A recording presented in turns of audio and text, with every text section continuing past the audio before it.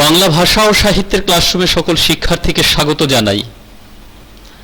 আজ আমরা প্রাচীন লিপি, এই প্রাচীন লিপি পর্যায়ে লিপি কি, প্রাথমিক ধারণা লিপির এবং তার সঙ্গে সঙ্গে প্রাচীন যে সকল লিপি সমূহ রয়েছে তার কয়েকটি সম্পর্কে আজকের ক্লাসে আমরা জেনে নেব।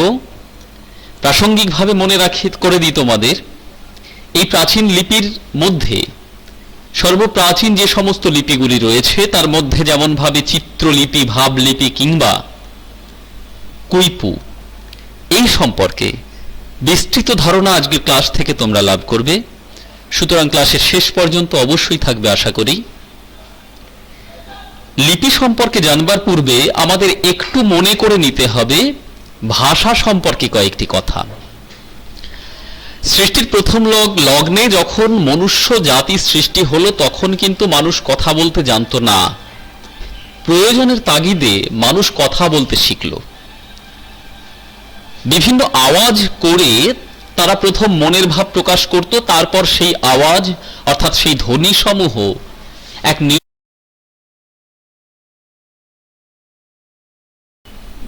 রীতি হিসেবে অবস্থান করতে শুরু করলো, জন্ম নিল ভাষার। এবার ভাষাভাষী মানুষ অর্থাৎ মৌখিক ভাষাভাষী এই মানুষেরা মুখে ভাব প্রকাশ করতে শুরু করলো। সুদীর্ঘ কাল কেটে গেল, হয়তো কয়েক হাজার বছর। এভাবে চলতে চলতে একদা এই মানুষগুলির প্রয়োজন পড়ল যে তাদের অভিজ্ঞতার সামগ্রীকে লিপিবদ্ধ করে রাখবে, অর্থাৎ পরিচিতি হিসেবে তুলে ধরবে, সংরক্ষিত করবে। যে অভিজ্ঞতা সমূহ সেই প্রাচীন যুগের মানুষ, গুহাবাসী মানুষ কখনো শিকার করতে গিয়ে লাভ করেছিল, সেই অভিজ্ঞতাগুলিকে সংরক্ষণ করবে যাতে করে সবার সঙ্গে ভাগাভাগি করে নেওয়া যায়। যখন এই প্রয়োজন পড়ল তখনই কিন্তু সৃষ্টি হলো লিপির। সুতরাং লিপি আজকের কথা নয়, সুপ্রাচীন কাল থেকে এই লিপির প্রচলন হয়ে আছে সারা পৃথিবীর বুকে। মনুষ্য জাতির ভাব প্রকাশের মাধ্যম যদি ভাষা হয়, তারপর মনুষ্য জাতির ভাব প্রকাশের সংরক্ষিত একটি পদ্ধতি হলো এই লিপি। তাহলে লিপি কি? আমরা যদি এর সংজ্ঞা নির্ণয় করি এই দ্বারায়, ভাব প্রকাশের মাধ্যম ভাষা। মানুষ প্রয়োজন মনে করলো তাদের সেই ভাষাকে বা অভিজ্ঞতাকে সংরক্ষণ করতে, তাই সেই বাসনা থেকেই তৈরি হলো লিপি।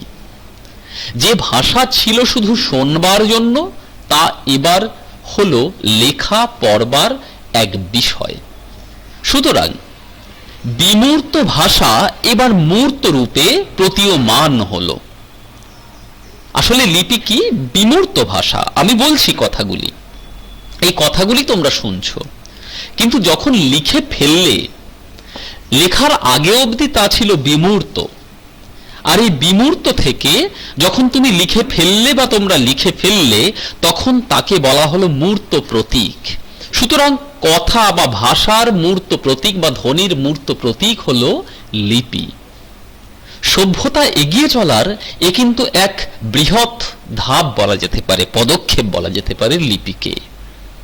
এবার এই লিপির মধ্যে যে সকল প্রাচীন লিপি সমূহ আছে, আমরা সেই সকল প্রাচীন লিপি সমূহের কয়েকটা আজকের ক্লাসে আলোচনা করে দেব। প্রথমে সেগুলি বলে দিলাম। কি আছে? গুহাবাসী মানুষ শিকারের অভিজ্ঞতাকে তাদের ভাব দ্বারা প্রকাশ করবার জন্য যা প্রথম ব্যবহার করলো তাই হলো প্রাচীন লিপি।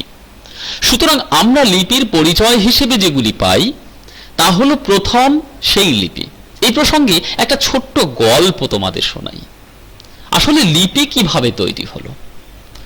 বিষয়টা হলো, গুহাবাসী মানুষ শিকারে গেল, জীবজন্তুকে নিয়ে ফিরে এলো, মৃত জীবজন্তুকে গুহার সামনে রেখে আগুন জ্বেলে তারপর নৃত্যগীত শুরু করলো, আনন্দের বহিঃপ্রকাশ ঘটাতে শুরু করলো।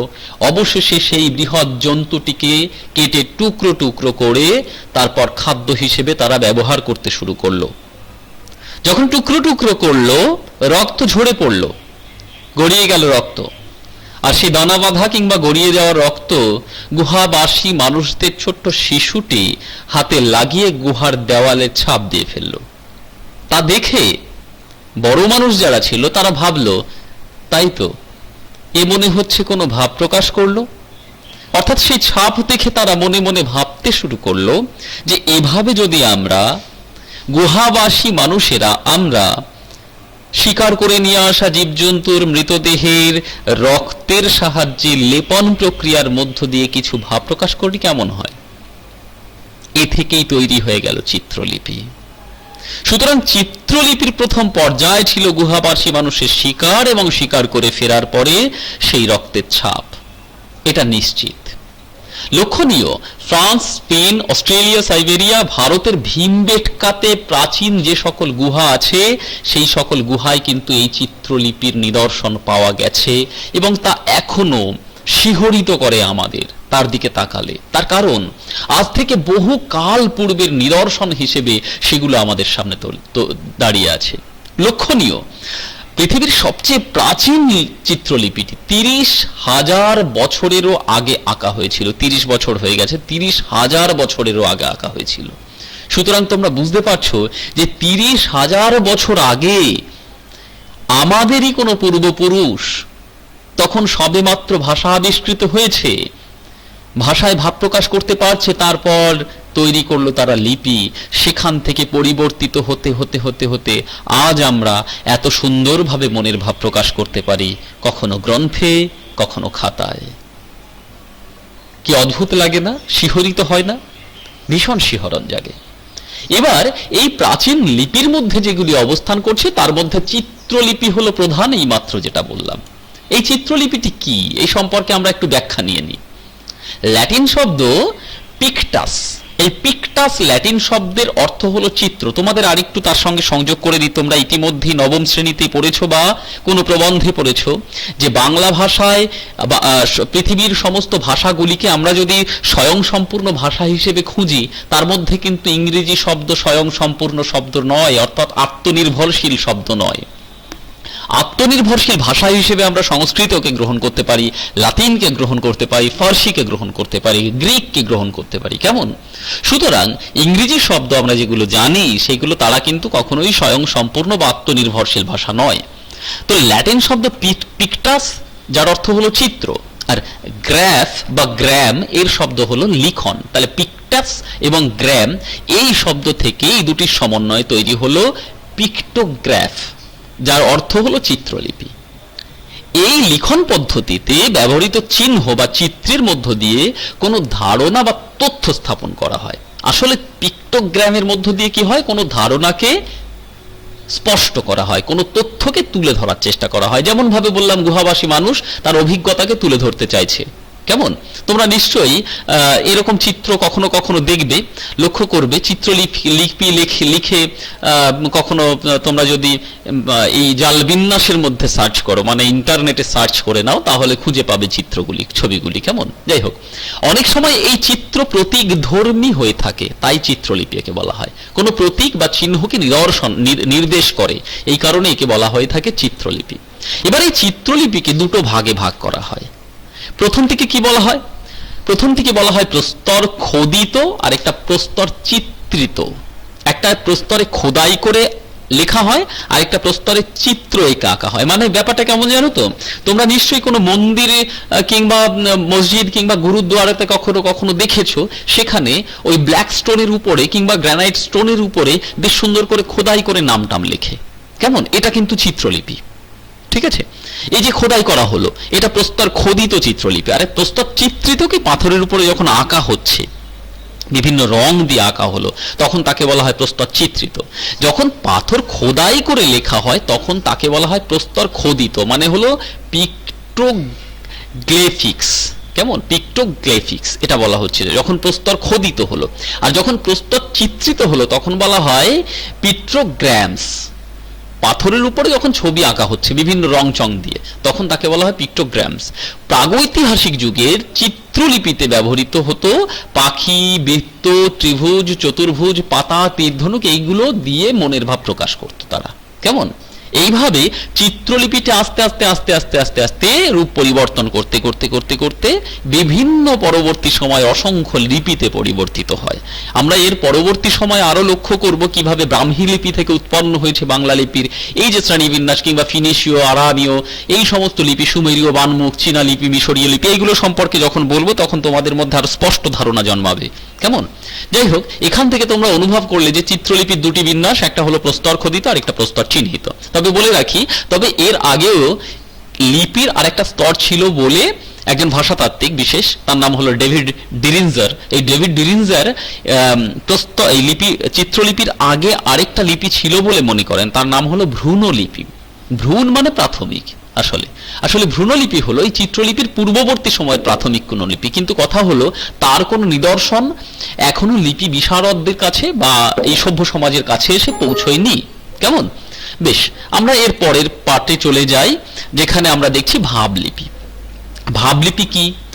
চিত্রলিপি তো দেখলাম, ছবি আঁকা। একটি ভাব বা ধারণাকে উপস্থাপন করে এমন প্রতীক চিত্র হলো ভাবলিপি। মানে একটা ভাব কিংবা ধারণাকে স্পষ্ট করে, যে স্পষ্ট করে তাকেই বলা হচ্ছে ভাবলিপি, যাকে ইংরেজিতে বলা হয় ইডিওগ্রাফ। কেমন? ইংরেজিতে কি বলা হচ্ছে? ইডিওগ্রাফ। গ্রাফ মানে তো জানো চিত্র, আর ইডিও আইডিয়া শব্দ থেকে এসছে। আইডিয়া মানে ধারণা। শব্দটি দুটি গ্রিক শব্দের সমন্বয়ে তৈরি। ওই যে বললাম ইংরেজি আত্মনির্ভরশীল নয়, তাহলে গ্রিক থেকে নিল। তো গ্রিক দুটি শব্দের কি কি নাম আমরা দেখে নিই। একটা হলো আইডিয়া, যার অর্থ হলো ধারণা বা ভাব, আর আরেকটি হলো গ্রাফো। গ্রাফো শব্দের অর্থ হলো লিখন বা লেখা।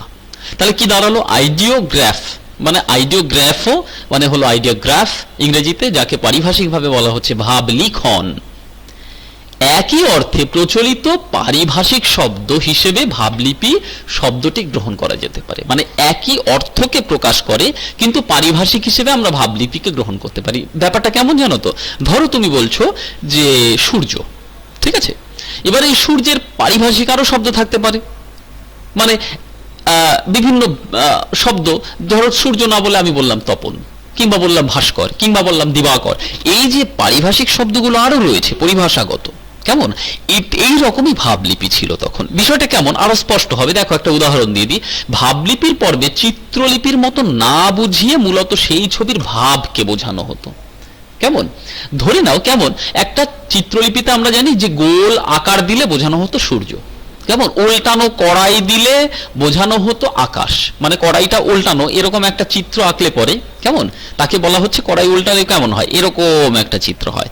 এরকম যখন চিত্র থাকতো তখন তাকে বলা হতো আকাশ। যখন গোল হতো তখন তাকে কি বলা হতো? তখন তাকে বলা হতো সূর্য। কেমন? সমুদ্র এরকম ঢেউ খেলানো হলে তখন তাকে বলা হতো সমুদ্র বা জল। কেমন?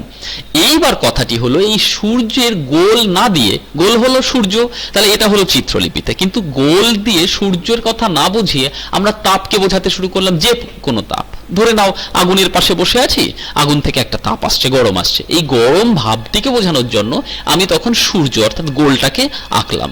তখন কি দাঁড়ালো? গোল মানে তখন সূর্য নয়, তখন পারিভাষিক অর্থ বুঝিয়ে দিল। ওই গোলটা তখন হলো কি? একটা ভাব। এই ভাবকেই বলা হচ্ছে ভাবলিপি। ঠিক আছে, নিশ্চয়ই বুঝতে পেরেছো। এবার আমরা দেখে নেব কুইপু। এটাও আমাদের জেনে রাখা দরকার, কারণ কুইপু এই প্রাচীন লিপির মধ্যে অন্যতম, সুপ্রাচীন সময়ের লিপি। পরবর্তী সময়ে মডিফাইড যে লিপিগুলো আমি পরের ক্লাসে আসবো ধারাবাহিকভাবে। তো কুইপুর মধ্যে কি আমরা 20 বছর আগের একটা প্রচলনে দেখতে পেয়েছি, আজ থেকে প্রায় 20 বছর আগে। কি ছিল? 20,000 বছর আগে কি ছিল? দড়িতে গিঁট দিয়ে কিংবা বিভিন্ন পাথরকে দিয়ে মনের ভাবকে প্রকাশ করবার একটা চল ছিল, একে কুইপু বলে। কেমন? কি বললাম? 20,000 বছর আগে দড়িতে গিঁট দিয়ে বা বিভিন্ন পাথরকে দিয়ে মনের ভাব প্রকাশ করবার একটা চল ছিল, মানে ছোট বড় বিভিন্ন পাথর, সেগুলো দিয়ে মনের ভাব প্রকাশ করবার একটা চল ছিল। পেরুর কিপু কিংবা দক্ষিণ আমেরিকার ইরোকোয়ের অধিবাসীদের বা আদিবাসীদের মধ্যে এই ভাবের প্রচলন এখনো কিন্তু আছে, আমাদের মধ্যেও আছে। অবাক লাগছে তো শুনে? তাহলে শুনে দেখো। ধরে নাও কিছু একটা হারিয়ে গেছে, এখনো মা ঠাকুমারা কি করেন যাতে সেটা না ভোলেন, সেই জন্য কাপড়ের শেষ প্রান্তে ছোট্ট একটা গিঁট দিয়ে রাখেন। এবার এই গিঁট দেওয়ার মানেটা কি দাঁড়ালো? অর্থাৎ সে যেন আর ভুলে না যায় যে কোন জিনিসটি হারিয়ে গেছে বা কোন জিনিসটি তাকে মনে রাখতে হবে। ফলে ওই কাপড়ের গিঁটটি থেকেই তার মনে পড়ে যাবে যে আমি এই জিনিসটির কথার জন্য এই গিঁটটি দিয়েছিলাম। কেমন? এটা কিন্তু বেশ মজার বিষয়। সুতরাং আমাদের যে সুপ্রাচীন সময়ে কুইপুর প্রচলন ছিল, এই গিট দিয়ে মনে রাখার একটা ব্যাপার ছিল, এটা কিন্তু আজও আমরা বয়ে নিয়ে চলেছি। ইতিমধ্যে তোমরা একটা গল্প পড়বে, মহাশ্বেতা দেবী রচিত হারুন সালেমের মাসি। কেমন? এই গল্পে একটা চরিত্র আছে হারা, কেমন, যার ভালো নাম হলো হারুন, আর তার মাসির নাম হলো গৌরবী।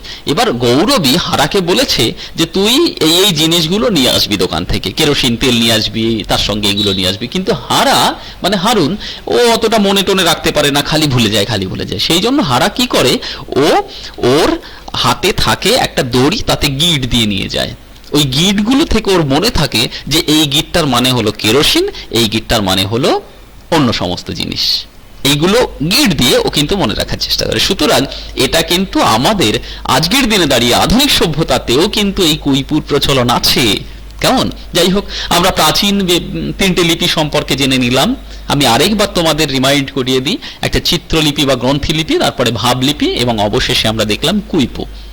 নিশ্চয়ই তোমরা বুঝতে পারলে লিপি সম্পর্কে তোমাদের মনে যে ভীতিটা আছে দূরে সরিয়ে দাও। অত্যন্ত সহজ, শিখতে থাকো আমার সঙ্গে। সকলকে ধন্যবাদ। আগামী ক্লাসের জন্য অপেক্ষা করো।